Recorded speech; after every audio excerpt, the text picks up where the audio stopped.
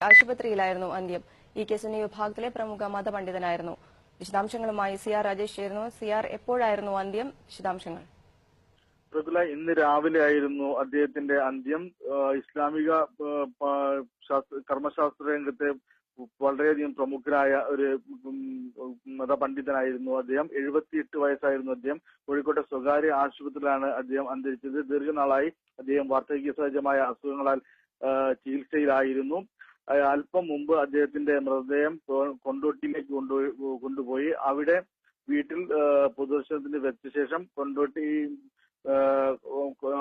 കൊണ്ടോട്ടി കാദിയാറകം പള്ളിയിൽ 12 മണിയുടെ നമസ്കാരം നടക്കും. അതിനുശേഷം അദ്ദേഹം വൈസ് ചാൻസലറായ ഈ ദാറുൽ ഹുദ ഇസ്ലാമിക് യൂണിവേഴ്സിറ്റി ചെമ്മാട് അവിടേക്ക് കൊണ്ടുപോകും. അവിടെ ഉച്ചയ്ക്ക് 1 മണി മുതൽ പൊതുദർശനത്തിന് വയ്ക്കും. തുടർന്ന് 4:30 അവിടെ തന്നെ ആയിരിക്കും അദ്ദേഹത്തിന്റെ ഖബറടക്കം. അദ്ദേഹത്തിന്റെ വിയോഗ വിവരമറിഞ്ഞ് നിരവധി പേരാണ് ആശുപത്രിയിലും അതുപോലെ തന്നെ അദ്ദേഹത്തിന്റെ കർമ്മമണ്ഡലമായിരുന്ന ദാറുൽ ഹുദ ഇസ്ലാമിക് യൂണിവേഴ്സിറ്റിയിലേക്കും എത്തിക്കൊണ്ടിരിക്കുന്നത്. വലിയ ഒരു ഇസ്ലാമിക പണ്ഡിതൻ തന്നെയാണ് അദ്ദേഹം. ഇ.കെ. വിഭാഗം സുന്നികളുടെ വലിയ നേതാവുമാണ് അദ്ദേഹം. അദ്ദേഹത്തിന് അന്തിമോപചാരം അർപ്പിക്കാൻ നിരവധി പേരാണ് രാവിലെ മുതൽ ആശുപത്രിയിൽ എത്തിയത്. അല്പം മുമ്പാണ് അദ്ദേഹത്തിന്റെ മൃതദേഹം ജനാവലിയുടെ സാന്നിധ്യത്തിൽ കൊണ്ടോട്ടിയിലേക്ക് കൊണ്ടുപോയത്. സകുല. ഷാജഹാൻ കൂടി ചേരുന്നു. ഷാജഹാൻ, മതകർമ്മശാസ്ത്രത്തിൽ അഗാധ പാണ്ഡിത്യമായിരുന്നു അദ്ദേഹത്തിന്. സമുദായത്തിന് അദ്ദേഹം നൽകിയ സംഭാവനകൾ എന്തൊക്കെയാണ്? ഒരു പതിറ്റാണ്ടിലേറെയായി സമസ്ത കേരള ജമിയത്തുൽ ഉലമ എന്ന സുന്നികളുടെ പരമോന്നത സംഘടനയുടെ ജനറൽ സെക്രട്ടറിയാണ് അദ്ദേഹം. ഒപ്പം തന്നെ അൽഹുദ അറബിക് യൂണിവേഴ്സിറ്റിയുടെ വൈസ് ചാൻസലറാണ്. ഇതാണ് കേരളത്തിൽ അറബിക് ബിരുദം നൽകുന്ന ഈജിപ്ഷ്യൻ സർവകലാശാലയോട് അഫിലിയേറ്റ് ചെയ്തിട്ടുള്ള ഏക യൂണിവേഴ്സിറ്റി. അതിന്റെ വൈസ് ചാൻസലറാണ്. ഒപ്പം തന്നെ കർമ്മശാസ്ത്രം എന്ന് പറയുന്ന സുന്നികളുടെ അത്തരത്തിലുള്ള അവരുടെ ഈ ദൈനംദിന ജീവിതത്തിന്റെ ഒക്കെ കാര്യങ്ങൾ തീരുമാനിക്കുന്ന അത്തരത്തിലുള്ള കാര്യങ്ങളിൽ അഗാധ പാണ്ഡിത്യമുള്ള ആളായിരുന്നു. ഒപ്പം ഇ.കെ. സുന്നി വിഭാഗത്തിന്റെ ജമിയത്തുൽ ഉലമയുടെ ഫത്വ കമ്മിറ്റിയുടെ അധ്യക്ഷനാണ്.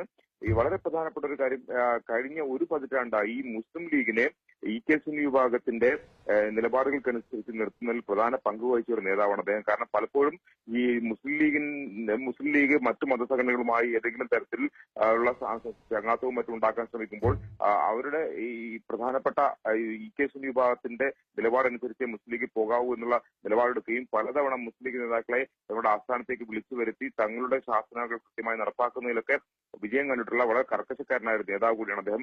മറ്റൊരു പ്രധാനപ്പെട്ട കാര്യം, കേരളത്തിൽ സുന്നി പ്രസ്ഥാനം പിളർന്നതിന് ശേഷം ഇ.കെ. സുന്നി വിഭാഗത്തിന്റെ നെടുന്തൂണായി ഇ.കെ. അബൂബക്കർ മുസ്ലിയാർക്കൊപ്പം പ്രവർത്തിക്കുകയും അവരെ വളരെ പ്രധാനപ്പെട്ട ഒരു മതസംഘടനയായി വളർത്തുകയും ഏറ്റവും ജനകീയമായ മതസംഘടനയായി ഇ.കെ. സുന്നി വിഭാഗത്തെ നിലനിർത്തുന്നതിൽ പ്രധാനപ്പെട്ട പങ്കുവയ്ക്കുകയും ചെയ്ത ആളാണ് അദ്ദേഹം. ഒപ്പം തന്നെ കേരളത്തിൽ അങ്ങോളം ഇങ്ങോളം മതപണ്ഡിതനായി പ്രഭാഷണം നടത്തുകയും ചെയ്തിട്ടുണ്ട്. കഴിഞ്ഞ 4 പതിറ്റാണ്ടോളം അദ്ദേഹം കേരളത്തിൽ അങ്ങോളം ഇങ്ങോളം അദ്ദേഹത്തിന്റെ മതപ്രഭാഷണം വലിയ ആൾക്കൂട്ടങ്ങളെ ആകർഷിക്കുകയും ചെയ്ത വലിയൊരു വാഗ്മിയായിരുന്നു ഇ.കെ. സുന്നി വിഭാഗത്തിന്റെ നേതാവ് കൂടിയായിട്ടുള്ള ചെറുശ്ശേരി സൈനുദ്ദീൻ മുസ്ലിയാർ. ഇപ്പോൾ സമസ്ത കേരള ജമിയത്തുൽ ഉലമ നേതാവ് ഹമീദ് ഫൈസി അമ്പലക്കടവ് കൂടി ചേർന്നു. ശ്രീ ഹമീദ് ഫൈസി, സമസ്ത കേരള ജമിയത്തുൽ ഉലമ ജനറൽ സെക്രട്ടറിയായി വളരെ വർഷങ്ങളായി അദ്ദേഹം ജനറൽ സെക്രട്ടറിയാണ്. എങ്ങനെ അനുസ്മരിക്കുന്നു അദ്ദേഹത്തെ താങ്കൾ? തീർച്ചയായും സമസ്ത കേരള ജമിയത്തുൽ ഉലമയിൽ ഒരു 4-5 പതിറ്റാണ്ട് കാലം വളരെ ശ്രദ്ധേയനായ നേതൃപാടവമുള്ള ചോദ്യം ചെയ്യപ്പെടാനാവാത്ത നേതാവായിരുന്നു Shamsul Ulama EK. Abubakar Musliyar general secretary. അദ്ദേഹത്തിന്റെ വിയോഗത്തിന് ശേഷം എങ്ങനെ സംഘടന ആ വിടവ് നികത്തിപ്പോകും എന്ന ഒരു പ്രശ്നം ഉയർന്നു വന്നപ്പോ വീണ് കിട്ടിയതായിരുന്നു മഹാനായ സൈനുദ്ദീൻ മുസ്ലിയാരുടെ വ്യക്തിത്വം. അദ്ദേഹം ആ പോസ്റ്റിലേക്ക് വന്നതോടുകൂടി ആ വിടവ് നികത്തുന്ന വിധത്തിൽ വളരെ കൃത്യമായ നിലപാടെടുക്കാൻ കഴിയുന്ന വളരെ യോഗ്യതയും കഴിവും തെളിയിച്ച ഒരു പ്രഗത്ഭനായ ലീഡർഷിപ്പുള്ള ആളായിരുന്നു അദ്ദേഹം എന്ന് കഴിഞ്ഞ 10 വർഷക്കാലത്തെ അദ്ദേഹത്തിന്റെ ഈ ജനറൽ സെക്രട്ടറി പദത്തിലുള്ള പ്രവർത്തനങ്ങൾ തെളിയിച്ചു. അദ്ദേഹത്തിന്റെ ഒരു പ്രത്യേകത എന്ന് വെച്ചാല് ആരുടെയും മുഖം നോക്കാതെ കക്ഷി രാഷ്ട്രീയത്തിന് അതീതമായി സമസ്ത കേരള ജമിയത്തുകളുടെ താല്പര്യം എന്താണോ അത് നോക്കി അതിനനുസൃതമായി ഒരു കാര്യം ബോധ്യപ്പെട്ടാൽ ആ തീരുമാനം എടുക്കുകയും അതിൽ ഉറച്ചു നിൽക്കുകയും ചെയ്യുന്ന ഒരു സമീപനം. എത്ര വലിയ സമ്മർദ്ദം വന്നാലും സമ്മർദ്ദത്തിന് വഴങ്ങാതെ ഒരു ഉറച്ച തീരുമാനം എടുത്തുകൊണ്ട് മുന്നോട്ട് പോകാനുള്ള ഒരു കഴിവ് അദ്ദേഹം പ്രകടിപ്പിച്ചിരുന്നു എന്നതായിരുന്നു അദ്ദേഹത്തിന്റെ ഏറ്റവും വലിയ പ്രത്യേകത. അതുകൊണ്ട് തന്നെ സമസ്തയിലെ ഏറ്റവും വലിയ ജനപ്രിയ നേതാവായി അദ്ദേഹം മാറിക്കഴിഞ്ഞു. അതാണ് അദ്ദേഹത്തിന്റെ ഏറ്റവും വലിയ പ്രത്യേകത. മറ്റൊന്ന്, ഈ ഇസ്ലാമിക കർമ്മശാസ്ത്ര നിയമങ്ങൾ എന്ന് പറഞ്ഞാല് ഒരു വളരെ സങ്കീർണമായ മതവിധികൾ ഉൾക്കൊള്ളുന്ന വിശാലമായ ഒരു ലോകമാണ്. ആ വിഷയത്തിൽ ഫത്വ മതവിധി ലഭിക്കണമെങ്കിൽ ശരിക്കും ഫത്വ കമ്മിറ്റി ചേർന്ന് ആലോചിച്ച് തീരുമാനം എടുക്കേണ്ടതുണ്ട്. സാധാരണഗതിയിൽ വളരെ വിശദമായ പഠനത്തിന് വിധേയമാക്കണം. ഇന്ന് കേരളത്തിൽ ഒരു മതപരമായ വിഷയം ഒരു മഹലിൽ വന്നാൽ സ്വാഭാവികമായിട്ടും മുജാഹിദ്, ജമാഅത്ത്, തബ്ലീഗ് പല കക്ഷികളുണ്ടെങ്കിലും അവരൊന്നും ഈ ഫത്വക്ക് ആരും സമീപിക്കാറില്ല. അത് സമസ്തയെ സമീപിക്കും.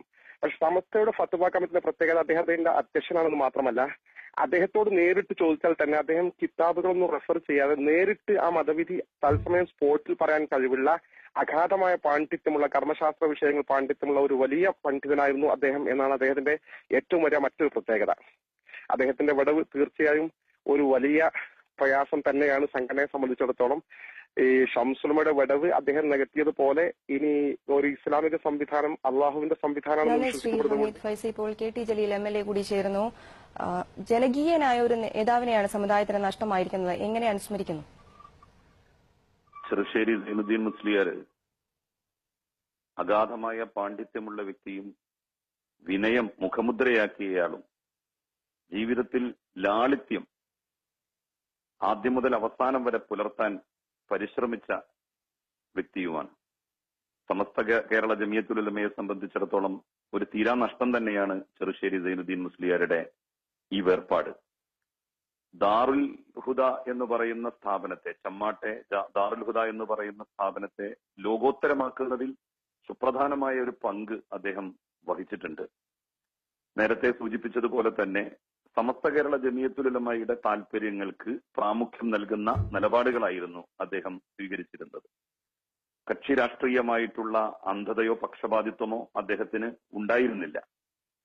ഇപ്പോഴത്തെ സാഹചര്യത്തിൽ തീർച്ചയായും അദ്ദേഹത്തിന്റെ വിയോഗം സമസ്തയെ സംബന്ധിച്ചിടത്തോളവും മുസ്ലിം സമൂഹത്തെ സംബന്ധിച്ചിടത്തോളവും വലിയ നഷ്ടം തന്നെയാണ്. മതവിധികൾ കൊടുക്കാൻ പ്രാപ്തിയുള്ള ഒരു നേതാവ് എന്നുള്ള നിലയിൽ, പണ്ഡിതൻ എന്നുള്ള നിലയിൽ ഇതര സമുദായ സംഘടനകൾക്കിടയിലും അദ്ദേഹം, മുസ്ലിം മതാന്തര വിഭാഗങ്ങൾക്കിടയിലും അദ്ദേഹം സ്വീകാര്യനായിരുന്നു. അദ്ദേഹത്തിന്റെ വേർപാടിൽ സമൂഹത്തിനും നാടിനും സ്ഥാപനത്തിനും അദ്ദേഹത്തിന്റെ കുടുംബത്തിനുമൊക്കെ വന്നിട്ടുള്ള നഷ്ടം അഗാധമാണ്. അതിലുള്ള എന്റെ അഗാധമായ ദുഃഖം, അനുശോചനം ഞാനിവിടെ രേഖപ്പെടുത്തുകയാണ്. നന്ദി ശ്രീ KT ജലീൽ. സമസ്ത കേരള ജമിയത്തുൽ ഉലമ ജനറൽ സെക്രട്ടറി ചെറുശ്ശേരി സൈനുദ്ദീൻ മുസ്ലിയാർ അന്തരിച്ചു. ഇന്ന് രാവിലെ കോഴിക്കോട് സ്വകാര്യ ആശുപത്രിയിലായിരുന്നു അന്ത്യം. മതകർമ്മശാസ്ത്രത്തിൽ അഗാധ പാണ്ഡിത്യമായിരുന്നു അദ്ദേഹത്തിന്. ഫത്വ കമ്മിറ്റി ചെയർമാൻ കൂടിയാണ്. കൂടാതെ ചെമ്മാട് ദാറുൽ ഹുദ ഇസ്ലാമിക് യൂണിവേഴ്സിറ്റിയിൽ വൈസ് ചാൻസലർ കൂടിയായിരുന്നു അദ്ദേഹം.